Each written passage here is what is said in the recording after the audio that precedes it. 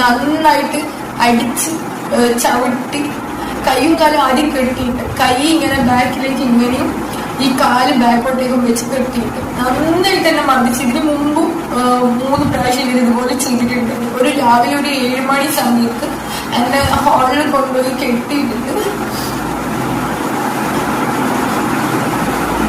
ഈ യൂട്യൂബിൽ ബബി ചെമ്പയിൽ എന്ന് പറഞ്ഞൊരു ചാനലുണ്ട്. ഒരു ലേഡിയുടെ ചാനലാണ്. അവരുടെ പേരാണ് ബബി എന്ന് തോന്നുന്നു. എന്തായാലും നമുക്ക് അവരെ ബബി എന്ന് വിളിക്കാം. ബബി തനിക്ക് സ്വന്തം വീട്ടുകാരിൽ നിന്നും ഏറ്റു വാങ്ങേണ്ടി വന്ന ക്രൂരതകളെ കുറിച്ച് ഒരു വീഡിയോ ചെയ്തിട്ടുണ്ടായിരുന്നു. സ്വന്തം വീട്ടുകാരെന്ന് പറയുമ്പോൾ അച്ഛൻ, അമ്മ, അനിയത്തി, അനിയത്തിയുടെ ഭർത്താവ് ഇവരെല്ലാവരും കൂടി തന്നെ കെട്ടിയിട്ട് മർദ്ദിച്ചു. മെന്റൽ ഹോസ്പിറ്റലിൽ കൊണ്ടുപോയി അഡ്മിറ്റ് ചെയ്യാൻ ശ്രമിച്ചു എന്നൊക്കെയാണ് ഇവർ പറയുന്നത്. ബബിയുടെ ഒരു ഇന്റർ റിലീജിയൻ മാരേജ് ആയിരുന്നു. ഭർത്താവ് മുസ്ലിമാണ്, ബബി ഹിന്ദു ആണ്. അതിനെ ചൊല്ലി ഒരുപാട് പ്രശ്നങ്ങൾ ഓൾറെഡി ഉണ്ട്. ഭർത്താവിനെയും ബബിയെയും ഒരുമിച്ച് ബബിയുടെ വീട്ടിൽ കയറ്റില്ല. അങ്ങനെ ഏകദേശം 1 വർഷം മുമ്പ് എന്തോ എക്സാം പ്രിപ്പറേഷന്റെ ഭാഗമായിട്ട് സ്വന്തം വീട്ടിൽ നിൽക്കാൻ പോയ സമയത്താണ് ബബിക്ക് സ്വന്തം വീട്ടുകാരിൽ നിന്നും ഈ ക്രൂരതകളെല്ലാം നേരിടേണ്ടി വന്നത്. ബബി തന്നെ അതിനെ കുറിച്ച് പറയുന്നൊന്ന് കേട്ടോക്കാം. എന്റെ വീട്ടിലുണ്ടായ പ്രശ്നം എന്ന് പറഞ്ഞാല്, ഞാൻ ഏകദേശം 1 വർഷത്തോളം എന്റെ വീട്ടിൽ നിൽക്കുകയായിരുന്നു. എന്റെ മോനും ഉണ്ടായിരുന്നു. ആ സമയത്ത് എന്റെ അനിയത്തിന്റെ കല്യാണമായി. അപ്പൊ കല്യാണം ആയപ്പോഴത്തേക്കും എന്റെ വീട്ടുകാരെന്ത് ചെയ്തു, എന്റെ റൂം അനിയത്തിന്റെ ഭർത്താവിന് കൊടുത്തു. കല്യാണം കഴിഞ്ഞിട്ട് അവർക്ക് അവിടെ താമസിക്കാൻ വേണ്ടി എന്റെ റൂം അവർക്ക് കൊടുത്തു. എന്നിട്ട് എന്റെ സാധനങ്ങളും കാര്യങ്ങളും എല്ലാം എടുത്തിട്ട് ഞങ്ങളെ വീട്ടിന്റെ ബാക്കിൽ ഒരു നായക്കൂടുണ്ട്. നായക്കൂട് ഒരു നായ ഷെഡ് പോലെ കുറച്ച് വലുപ്പമുണ്ട്. അപ്പം എന്റെ കട്ടിലും പിന്നെ ബെഡ് വേറെ എല്ലാം എന്റെ വാവിന്റെ ക്രാഡിലും ഒക്കെ എടുത്തിട്ട് ഈ നായക്കൂടിന്റെ ഉള്ളിൽ കൊണ്ടിട്ടു.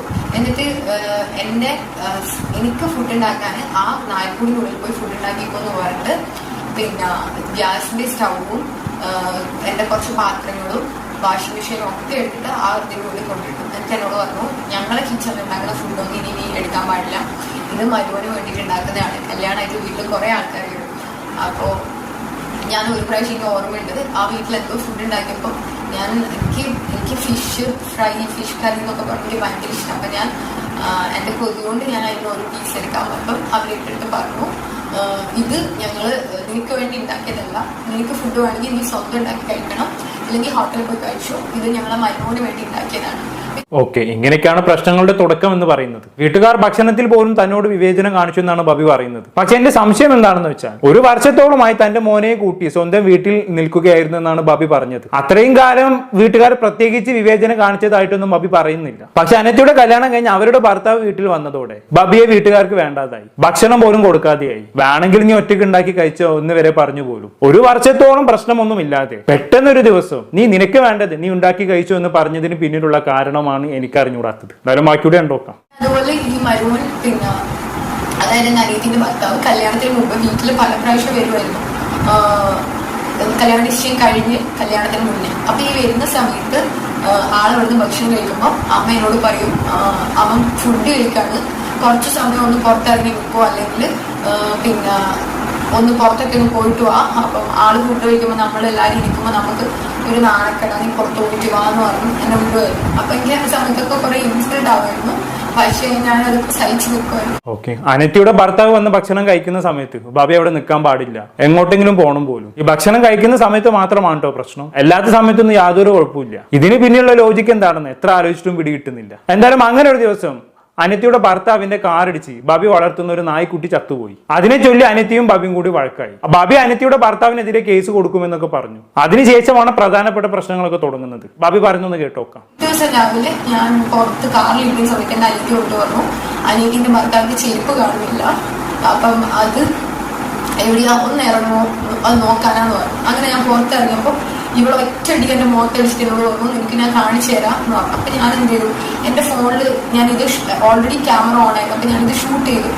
അപ്പൊ തന്നെ ഇവിടെ ഭർത്താവ് വീട്ടിനുള്ളിൽ നിന്ന് ഓടി ഇറങ്ങി വന്നിട്ട് വലിയൊരു ഷോൾ എടുത്ത് വന്നിട്ട് എന്നെ എടുത്ത്, എന്റെ പെർമിഷൻ ഇല്ലാതെ എന്റെ അനിയത്തിന്റെ ഭർത്താവ് എന്നെ കോരിയെടുത്ത്. ഒന്ന് ആലോചിച്ച് നോക്ക്, ഒരു പെണ്ണിന്റെ പെർമിഷൻ ഇല്ലാതെ അവളെ ശരീരത്തിന് തൊടുമ്പോൾ അവർക്ക് എത്രത്തോളം ഇറിറ്റേഷൻ ആവുന്നുണ്ടാവും. എന്നിട്ട് എന്നെ എടുത്തിട്ട് വീട്ടിന്റെ ഉള്ളിൽ കൊണ്ടുപോയിട്ട് പിന്നെ നന്നായിട്ട് അടിച്ച് ചവിട്ടി കൈയും കാലും ആദ്യം കെട്ടിയിട്ട് കൈ ഇങ്ങനെ ബാക്കിലേക്ക് ഇങ്ങനെയും ഈ കാല് ബാക്കോട്ടേക്കും വെച്ച് കെട്ടിയിട്ടിട്ട് എനിക്ക് ഇപ്പോഴാണ് മനസ്സിലാവുന്നത് ഈ ഹാർട്ടിന് പ്രശ്നമുള്ളത്. ആ സമയത്ത് എനിക്ക് മനസ്സിലാവുന്നുണ്ടായിരുന്നില്ല. നന്നായിട്ട് തന്നെ മർദ്ദിച്ച്. ഇതിന് മുമ്പും 3 പ്രാവശ്യം ഇതുപോലെ ചെയ്തിട്ടുണ്ട്. എന്നെ പെട്ടെന്ന് കെട്ടിയിട്ടിട്ട് എനിക്ക് മാനസിക രോഗമാണ്, ഞാൻ ഡ്രഗ് അഡിക്റ്റ് ആണ് എന്നൊക്കെ പറഞ്ഞിട്ട്. അപ്പം ഇവര് തലേ ദിവസം ഇവരെല്ലാരും കൂടെ സംസാരിക്കുന്നത് ഇവളെ വീട്ടിൽ നിന്ന് പുറത്താക്കണം, ഇപ്പം അനിയത്തി കല്യാണം കഴിഞ്ഞപ്പോൾ ഭർത്താവിന് വീട്ടിൽ വന്ന് നിൽക്കാൻ പറ്റുന്നില്ല എന്നൊക്കെയുള്ള രീതിയിൽ എൻ്റെ പേര് ഒരു രാവിലെ ഒരു 7 മണി സമയത്ത് എന്നെ ഹാളിൽ കൊണ്ടുപോയി കെട്ടിയിട്ടിട്ട്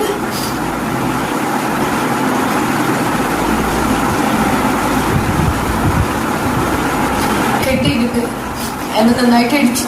അങ്ങനെ ഞാൻ 7 മണി മുതൽ ഒന്ന് ആലോചിച്ച് നോക്കണേ 9 മണി വരെ എന്നെ കെട്ടിയിട്ട് അടിച്ചിട്ട് അവസാനം ഞാൻ കുറച്ച് വെള്ളം ചോദിക്കുമ്പോൾ അവർക്ക് തന്നില്ല. അപ്പൊ എല്ലാം ഓക്കെ, അങ്ങനെയൊക്കെയാണ് കാര്യങ്ങൾ. എന്തോ വഴക്കിന് പുറത്ത് വീട്ടുകാരെല്ലാരും കൂടി ചേർന്ന് ബബിയെ കെട്ടിയിട്ട് അടിച്ചു. എന്തോ ഡ്രഗ് അഡിക്റ്റ് ആണ്, മാനസിക രോഗിയാണ് എന്നൊക്കെ പറഞ്ഞു ഏതെങ്കിലും ഡി അഡിക്ഷൻ സെന്ററിലോ മെന്റൽ ഹോസ്പിറ്റലിലോ കൊണ്ടുപോയി അഡ്മിറ്റ് ചെയ്യാനായിരുന്നു അത്ര വീട്ടുകാരുടെ പ്ലാൻ. അങ്ങനെയൊക്കെയാണ് ബബി പറയുന്നത്. എന്തായാലും ഇതിനിടയ്ക്ക് ബബി എന്താക്കി, എങ്ങനെയൊക്കെ കെട്ടയച്ച് അവിടുന്ന് ഇറങ്ങി ഓടി. പിന്നീട് ഹോസ്പിറ്റലിൽ പോയി അഡ്മിറ്റ് ആയി, പോലീസിൽ കംപ്ലൈന്റ് കൊടുക്കുകയും ചെയ്തു. എന്നാൽ ഇതുവരെയും പോലീസ് യാതൊരു നടപടിയും എടുത്തിട്ടില്ല എന്നാണ് ബബി പറയുന്നത്. എന്തായാലും വീട്ടുകാർ തന്നെ കെട്ടിയിട്ട് തല്ലിയതിന്റെ തെളിവെന്ന് പറഞ്ഞ് 1-2 വോയിസ് ക്ലിപ്പുകൾ ബബി പുറത്തു വിട്ടിട്ടുണ്ട്. അതൊന്ന് കേട്ടോക്കാം.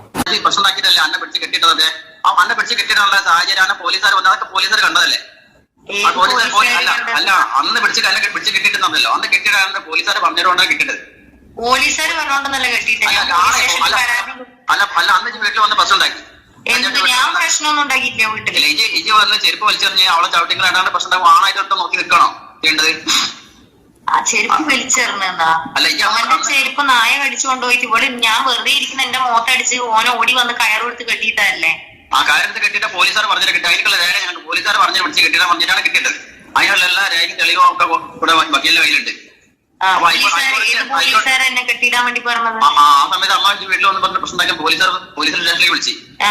ആ സ്റ്റേഷനിലേക്ക് വിളിച്ചിട്ട് പോലീസ് പിടിച്ച് കെട്ടിയുള്ളൂ. ഞാൻ കേട്ടല്ലോ, ബാബി അവളുടെ മാമനുമായി സംസാരിക്കുന്ന വോയിസ് ക്ലിപ്പാണിത്. അങ്ങനെയാണ് ബാബി പറയുന്നത്. വീട്ടുകാർ തന്നെ കെട്ടിയിട്ട് അടിച്ചു എന്നതിന് തെളിവുണ്ടാക്കാൻ വേണ്ടി ബാബി തന്നെ മനഃപൂർവ്വം മാമനെ വിളിച്ച് ഈ കാര്യങ്ങൾ സംസാരിക്കുകയായിരുന്നു. പോലീസുകാർ പറഞ്ഞിട്ടാണ് തന്നെ കെട്ടിയിട്ടതെന്ന് ബാബിയോട് മാമൻ പറയുന്നുണ്ടല്ലോ. അത് ക്ലാരിഫൈ ചെയ്യാൻ വേണ്ടി ബാബി പോലീസ് സ്റ്റേഷനിലേക്ക് വിളിച്ച് സംസാരിക്കുന്നുണ്ട്. നമ്മൾ എന്തായാലും ആ വോയിസ് ക്ലിപ്പ് ഒന്ന് കേട്ടോക്കാം.